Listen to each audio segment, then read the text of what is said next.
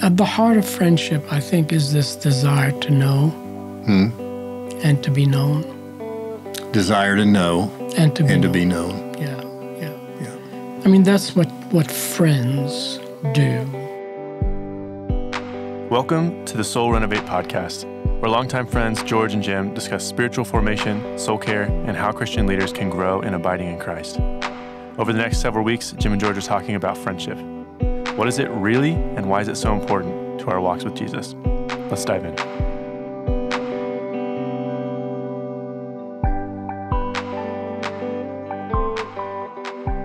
Hello, George. Hello, Jim. It's good to be with you. I'm glad to be here. We now have one Soul Renovate series in the can. Yeah, that's quite an ordeal. Yeah, so we're old pros now. Still very much learning, of course. This is important to say. I think that what we're trying to do with our podcast is talk about spiritual formation, which in a minute we're going to ask, what is spiritual formation anyway? But you brought up something earlier today as we were talking, and that is our context. What is our context for this conversation? Say a little bit about that for us.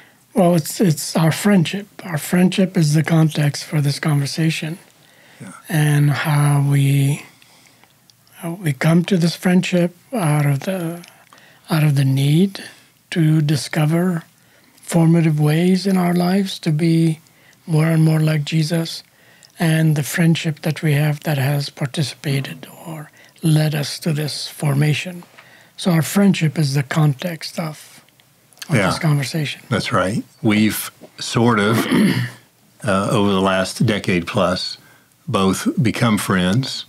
We had been introduced and we're pretty acquainted with some of the ways of spiritual formation and understandings of that already, but also we've sort of grown up together. Yeah, we each have played a part in each other's formation. That's right. So with that in mind, we're starting a new series with this episode on friendship. So we're going to be, in the context of spiritual formation now, talking about friendship. Yeah. But even the conversation about spiritual formation is in the context of our friendship.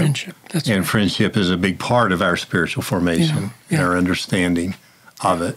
Absolutely. And I think that we would say be difficult to have a lot of spiritual formation in the way that we have a vision for apart from friendship. That's right.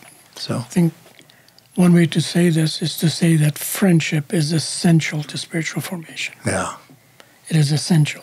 I don't think it can be done by yourself. It needs a growing, deepening friendship for spiritual formation to be all that it could be in our lives. That's good. And that's what we're addressing, is how to live a life that is not just getting by and white-knuckling. There's enough of that already built into life. Yeah, way too much of that. But a bit that's flourishing. Yeah. And learning to come to live more fully in the kind of life that Jesus came to give us. Yeah. And that's a good point. Jesus as the center of everything, of friendship, of formation, of everything else in life. So that's good. It's a good starting point. Yeah. All right. So let me throw this question at you, George, the big $64,000 question. Yeah. What is spiritual formation? It's a lot of things, It is. But at the heart of it is there's an end in mind, there's a goal in mind for spiritual formation, and the goal is to become more and more like Jesus, to learn to do life with God to the point that life can resemble in some ways the life that Jesus lived and taught us to live, modeled for us to live. Yeah. So that's the end of spiritual formation. The nitty-gritty of spiritual formation would be like, this is a process. This happens over time. It is not something that you wake up one day and say, I'm formed. Jesus says to his disciples, a disciple is not above his teacher, but when the disciple is formed, he will be like his teacher. He will be like his teacher. That's from Luke 6:40. So it's a process. It takes place over time. The disciples spend 3 years with Jesus, being formed into the likeness of Jesus. And God knows they needed a lot more than that in the future, and Jesus was present to them, and as he promised them, he will be with them. So their formation started a long time ago, but it got focused in Jesus, and then it took a lifetime for them to be formed in the likeness of Christ. And then in eternity, that's a lot of formation happening there too. So I think I'm hearing you say you never really fully arrive. No. It's about the journey of getting there. It's about keeping your eyes focused on the end of what this journey is and doing everything you can as the Holy Spirit leads your transformation and your formation to get there. So it's a lifelong process. You never get there, but you are getting there. You're moving in a direction. You're moving in the direction of being more and more Christ-like. I mean, that's the standard, that's the goal, that's the rule that we're aiming for, to have a life that is similar to the life of Christ. Not the same as Not the same. There's some distinctions that would make it different. It's a life that is similar to his, in the sense that I can't live Jesus' life, and really he can't live mine. He had his own to live. I have my own to live. But he can instruct the way I live, and he can help me and influence me to live in the way that he lived. Right? Right. Throughout everything that we face in life, we can be like Christ. Which is a great idea here. Like, is it really possible to become Christ-like? Which is a question that is really worth asking. Because if you don't settle that question, you're never going to embark on the journey of becoming Christ-like. Yeah. Is it possible to become like Christ? And somehow in our audacity and maybe with even a little bit of inspiration, we've said, yeah, it is, and this is a journey worth living. So spiritual formation is about all of this. The process of being conformed to the image of Christ for the sake of others. The process, let me see if I can repeat that back. The process of being conformed to the image of Christ for the sake of others. For the sake of others. And this is not my own definition, Jim. Lots of people have tried to define spiritual formation. I don't think there's an accepted standard definition for it. Lots of people define it in many ways. But this comes from Robert Mulholland, who has offered to us this definition. And I like it. It seems to work. It's true to life. It is a process. Yeah. And that process forms us in the way of Christ to become more and more like him. But this is not just for our own benefit, but it's also for the benefit of everybody in our lives, for the benefit of the world, for the sake of others. Yeah. An important distinction in there that I hear that we've talked about a lot through the years and made contrast of our own lives and different places we've been on in our journey is that you said of becoming like Christ, not simply behaving like Christ. Correct. That's a distinction. Yeah. Yeah. Well, behavior has to follow, but it follows from a transformed heart. Okay. If you behave without the heart behind it being changed, well, it's behavior that may change from this situation to that situation to that situation. There's no consistency to it because the character underneath the behavior does not support the consistency that it needs to have. Yeah. Right? So it's the change that happens on the inside of us that gets us to behave the right way. It's not about trying, like you can try your hardest to... It's not just forcing your will into it, white-knuckling it. No, it's not about the resolution of the will, even though the will plays a small part in all of this. Mm-hmm. The will being my ability to make decisions, right? Right. That's what the will is. Yeah. And I can make decisions that help me in that direction. But if I try to say I'm going to change by my own will, well, discovering this over time in my own life, my experience, is that's really not the way it works. Mm-hmm. You've made some New Year's resolutions before, Yeah, right? You've said, I'm going to do this, and I'm going to use all the willpower that I have to maintain that resolution, and it doesn't work, does it? No, and when I try to do things just by the sheer force of my will, one of the things I've observed in my life is it doesn't necessarily address the person I am. It's just maybe adapting my behavior in such a way that I may be getting angry and meaner in the process. Yeah. And so it didn't really get me where I was hoping to go. Correct. Yeah. Well, the old saying is, I don't swear, I don't chew, I don't go with girls that do. You can do all of that and be the meanest person underneath in your own heart. Yeah. And be one who lusts and be one who lies and all those kinds of things. Yeah. So it's not about the behavior, although the behavior must follow from the transformation. Yeah. We don't get transformed by behaving a certain way. It may be helpful at times to behave a certain way until your character catches up with that. Right. But behavior does not lead the way. It's a changed heart that leads the way into formation. Yeah. And so this has become our quest, our conviction, and as well as many people. We're not alone on this island by any means, but it's an important distinction to make. Yeah. We're talking here also, Jim, about Christian spiritual formation. Okay. Right? The nature of our formation is Christ-like. That's what we're after. That's what we're addressing. It's not just spiritual formation in general, which is the change that happens on the inside. Yeah. Lots of people talk about that. Yeah. But this is change that's happening on the inside with the goal of becoming more and more like Jesus. Yeah.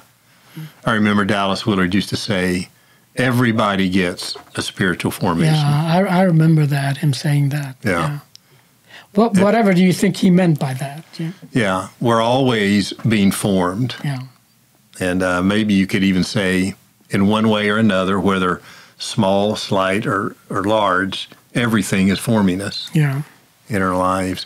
From the day we're born, we are being formed. And probably before we are being formed, before we are born, we're already. Formation is taking place in our lives. Not only physically, but I remember we used to put Christian music and classical music on my wife's stomach, on my wife's belly, so that the kids can hear what's going on the from the outside. Whether they did or not, I don't know. But there's an idea that what we feel, what the mother is feeling, what the mother is eating, the stresses that she's under, the way her life seems to be affects the way the child is. So.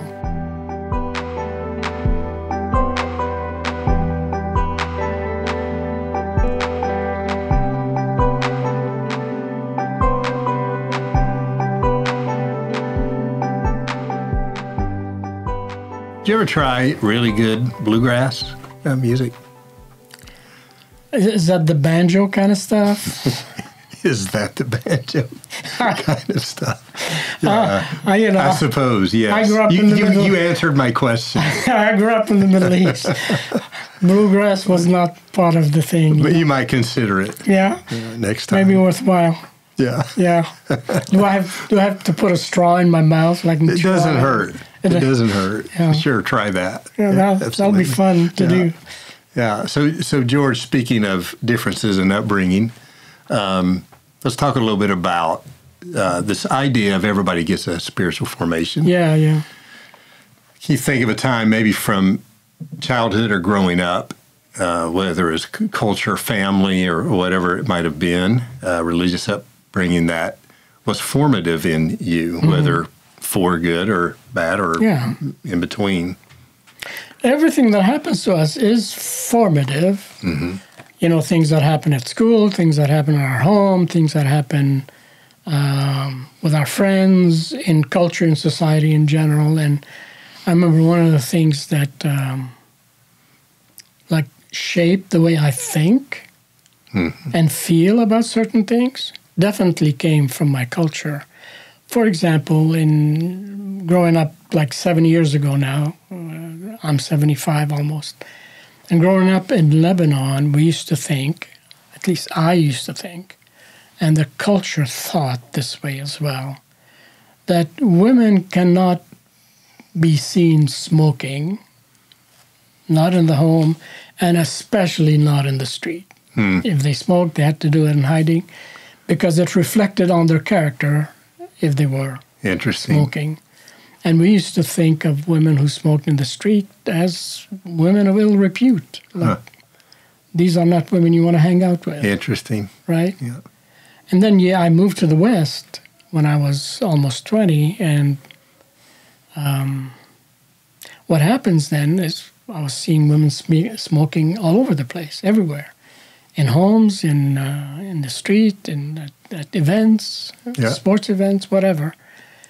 And I began to wonder, like, what is this? Like, this is so different.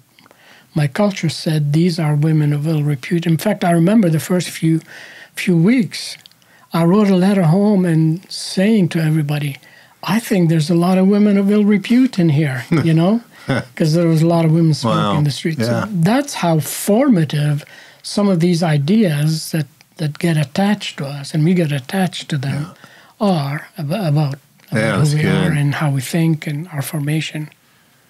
I think it's also important here, I think, Jim, to bring this at this point, that spiritual formation is a kind of a neutral kind of a term. Okay. Because the word spiritual does not really imply something good or something bad. Right. Just because something is spiritual. It's just dealing with our internal life, our spirit. Dealing with our internal life, what is the invisible part part of us. So you can have good spiritual things happen, and you can have bad spiritual things happen. So when we say everybody gets a spiritual formation, we're not saying everybody gets a good spiritual formation. That spiritual formation that they've received may be on the bad side of the equation. Yeah. You know, you can think of children who are abused or misguided or not disciplined at all, and that would be the wrong kind of formation. Right. Bad formation. Yeah. You know, I remember I grew up, our family owned a car business. So we sold cars and repaired them and all that. And I grew up in that business very much and spent a lot of time there. And, you know, in the car business, times are good or not. And you have about as much as one as the other. And when times were slow, you spend a great deal of time sitting in the showroom of the business watching traffic. And we did that. And there was a group of men my dad's age that would come, and some of them were retired, and they would come and just sit and watch traffic. It was a little bit like a barbershop of old days where people would just come and sit. And I spent a lot of time, even as a boy, just sitting there with my head in my hand, you know, watching the traffic, listening to them tell their stories. Imitating. Yeah. And I grew up thinking, I don't want anything to do with this kind of work or business. But as I've gotten older and reflected on those years, one of the things I have come to realize that was formed in me from that was I realized I was comfortable just sitting with people, you know, and didn't need to have an agenda with them. And I think that in a good way, that shaped me I didn't realize it. It just was. Well, here's the interesting part about this. As fascinating as the story is, it is illustrating something here, that is related to spiritual formation, and that is the concept of indirection. Indirection. Yeah. Interesting. Like your dad was not training you in sitting and listening and being quiet and reflecting. He did enjoy it when I was quiet. Yeah. But his purpose was not to give you the training that you needed. That's what everybody did. He had other ways of training me. Yeah. But at the same time, by practicing this day after day, it came to be formative in you. It came to be give shape to the way you do life today. Yeah. You are comfortable with people. You can sit with people and listen to them. You don't have to have too much of yourself, in the conversation. You can be listening and paying attention. Interesting. Yeah. That's good. So as we think about Christian spiritual formation, let's ask the same question before we really dive into friendship. Anything come to mind about your Christian spiritual formation, in particular, how you may have grown up in church or were influenced spiritually directly, that you noticed as you grew up? I've been formed in a certain way, and maybe that way is a way that's really produced really good fruit in your life, or maybe it's a way that you had to change or overcome. Yeah. Question makes sense? Yeah, it does make sense. My first recollection of my childhood is growing up in an orphanage. Uh-huh. And it was called St. Joseph's Orphanage. And it was the Sisters of Charity, Catholic organization that started in the 1700s, the mid-1700s. Is that right? That's right. Wow. And they ran orphanages all over the world, and that was a formative experience. I imagine. For me, growing up in that way. I grew up serving Mass, being interested in religious matters. Like, it became part of my upbringing to be interested in those kinds of things. The formation of my character was not tied to the religious activities that we did. I had to figure that out later on, and probably still figuring that out. Like, it was not intentional, but it was the culture that we existed in. Daily we had Mass. Daily we did certain religious things. We prayed and all of that. So there was a rhythm to it. The rhythm was never explained per se, but it was a rhythm nevertheless. So living by a rhythm of life was formed in me right from the beginning, even though it was not like taught openly. This is what we're doing to you. You just were part of it, So that's a positive influence on the way I do life today. That's good. Did I answer your question? I think so. Yeah. So there was a rhythm of interaction with God. Yeah. That was built into the structure of your daily activities. Yeah. Yeah. Well, I mean, here's the rub of this is that we were taught to have some kind of a relationship with God, but on the other hand, the disciplinary rules and all of that did not match what we were being taught.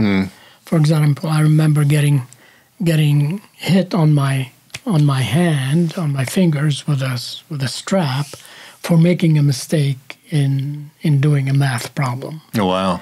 And I still, to this day, I have aversion to doing math and never made much progress in it. Wow. Yep. So it's that formative. Those kinds of things, they really do form us. And I think the encouragement here, Jim, is for all of us to think about our childhood and what was formative and what are we suffering from today, or what are we benefiting from today? That goes back to that. Not to wallow in it, or to blame, or not even to confront it. just to pay attention to it, to realize it's coming from there, and now I know, I understand, and I can do something about it. Yeah. Yeah. Interesting. That's good. You know, as I think back about my spiritual upbringing, I think probably like most of us, it was pretty mixed in that there's some really good that came from it that I'm really super grateful for, both traits as well as practices. But one thing that, as I reflect, is a bit odd to me is there was a lot of language in my church around this phrase, you have to have a personal relationship with God. Mm-hmm. And that was used a lot. And we were encouraged with that language. But as I reflect back about what we actually, how we trained and what we did, it really, if you would have done those things to try to build a relationship with another human being, it would have been very odd. Yeah. A lot of the things that we did in church weren't very personal in nature. They weren't really relationship building as much as they were following traditions and ways that were common within our tribe and community that didn't necessarily lend itself to a close relationship with God. It's not like somebody says, yeah, we need a close relationship with God, and we're going to do everything in our power not to make that happen. No, right? No one was doing that at all. No. It's just that relationship building is messy, takes time, and not many have figured it out, and it takes a lot of managing relationships and all of that. Right. So maybe we shied away from some of that because it was hard to do. Yeah. It's hard to build relationships, especially relationships of friendships. Yeah. Yeah. People. It felt a little bit more like have a relationship, which sort of meant come in through a confession and a prayer, but then not really knowing exactly how to navigate those waters. And I don't have a sense of so much of blaming others. It was just my reflection. Yeah, that's good. Of coming to that place in my life and said, I don't know if I really have a friendship with God where I would know how to have one very well. Yeah. So, well, I came to that realization at some point as well after my conversion in the West, that, I believe all of this, but would somebody please show me how to do this, like right, on a day-to-day basis, and feel that I am actually in a relationship with God. Yeah.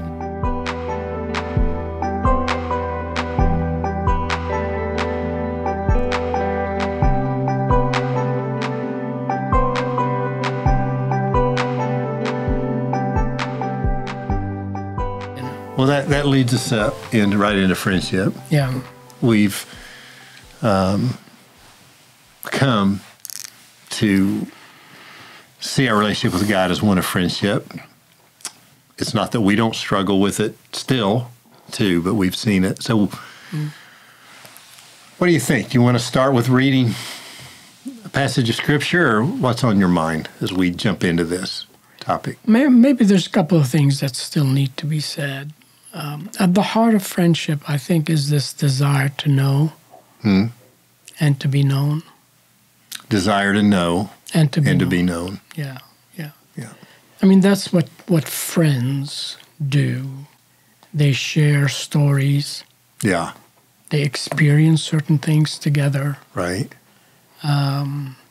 They come to see things the same way as one another. Yeah. Because they've shared a history together. Yeah. They've shared life together. And much of that isn't because they've pre-decided we're going to share a history and a story. They just have. Yeah. But maybe out of a lot of choice. Yeah. Maybe out of proximity. They're in the same place at the same time. Yeah. The formative part of that, Jim, may be that God puts people together. Yeah. Right? Yeah. I mean, why do we get attracted to certain people, not others? So I think of friendship as a gift. The gift of friends from God. And some of those friends may not be alive. Maybe through the books that we read and the stories that we know about people, but some of them are incarnate and flesh people. So it's okay to have some dead friends? It's okay to have some dead friends. Yes, yeah. Sometimes they speak a lot more wisdom than living ones. They might be the best ones. Yeah. Sometimes. Yeah. Yeah. Yeah, so, I mean, that's the idea in friendship. You want to be known, but there's a bit of a fear to that. You want to be accepted. Yeah. Well, in the context of friendship, you don't have to be afraid to be known. Yeah. You and I have shared things together that may appall some people, you know, about the way we do things and what we think and all of that. But there's a desire to be known in a context that is safe, and friendship provides that an context. adequate level of safety. That's right. There in the context of a friendship. And, you know, as a friend, I could still maybe have some fear in sharing something with you, even though you're my friend. But there's enough friendship there where I would know how to navigate and work my way through that fear enough to share the hard thing for me with you. And, you know, in the context of friendship, we come to understand that to be afraid, which means, by the way, to expect something bad to happen from what I share, is not part of the history. Or it's been worked through. I don't need to be afraid. Yeah, that's good. So I can let down my guard and share with a friend what's going on in my life. Yeah. Because I'm not afraid of expecting anything bad to happen if I share. Yeah, there's two quotes that have just come to mind. One is, I think it was Franklin Roosevelt, one of our presidents, who said, "There's nothing to fear but fear itself." So that's him who said that? I think I know the quote. He may have been quoting someone else, but I think he's the one who said it first. And then I think Dallas used to say, he used to define fear as the expectation of bad. That's right, the anticipation of harm. Yeah. And I think that helped me when he said that. It's the anticipation. Yeah. It's not the thing itself, which is what FDR was getting at. It's the dread or expectation, negative expectation that comes. So if I can, with a friendship provides a context to where it's not insurmountable to overcome that. Yeah. You know? Where if you're my enemy, I might have very good reason to anticipate harm. Correct. But if it's a friend, I can say, no, I know the history of how our relationship is. Yeah. I can go ahead and go there with this person. So is it FDR or is it Benjamin Franklin? Which I don't know. Maybe somebody can call in or send us an email on our info at soulrenovate.us and tell us. It's probably FDR. It was one or the other. Maybe it was Benjamin Franklin. Maybe it was Benjamin Franklin. Anybody know? Let us know. So to know and to be known, I think we all have that desire, and friendship provides us with that. Yeah. So the opposite of fear, to continue on Dallas's definitions here, the expectation of harm, the opposite of fear is hope. Interesting. Which is the expectation of good. There we go. The expectation of good. Of good. And relationships of friendships, if the hope is not there, the expectation is something good is going to come from this, from our sharing, from our doing life together, then it's not a friendship. It's some kind of other abnormal relationship. I tell you, I want to sit with that for a minute. It makes me want to sit with that for a minute, George, because I'm thinking about given that same scenario where I'm debating whether to share something difficult with my friend, with you, my friend. And it's the friendship that helps me get there. But what is helping me get there is when I come to realize, like, wait a minute, I'm pretty sure I know how George is going to react. And even if I'm anticipating some disappointment, or correction from you, I know it's going to come from a place of good, of willing my good, of wanting what is good for me. Correct. And that gives me that's the hope that you just articulated. Yeah.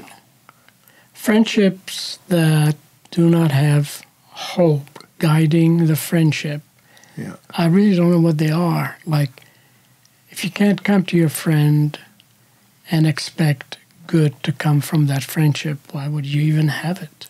Why would you even have a friendship like that?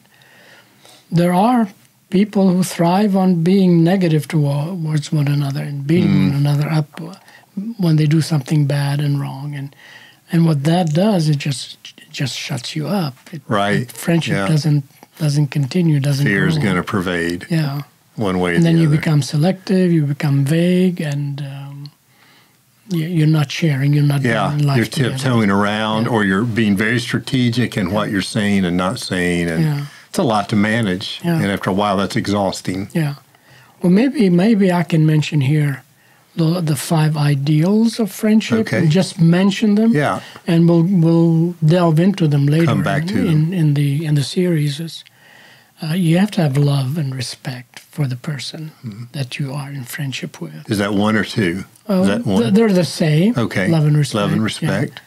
You have to have honesty or frankness. Okay. In order for the relationship to thrive. You have to have some intimacy. So fear has to give way to hope in sharing what is deep in our hearts to know and to be known, right? That's intimacy. Mutuality, you have to have things in common. And the ultimate things to have in common is our goal for Christlikeness, but we have other things in common. We've both been helpers of people throughout our ministry lives, and we've learned some things. We've worked with our denomination in serving others. So we've got a lot of other things in common. So mutuality.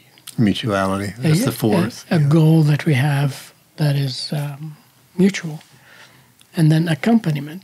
Like, we walk with each other. We're friends that are connected to one another. That doesn't have to be like incarnational proximity all the time. I have friends that, in fact, it happened last summer. I went and visited in Canada, where I used to work. And we gathered about 8 or 9 friends, and I hadn't seen them in 10 to 12 years. Okay.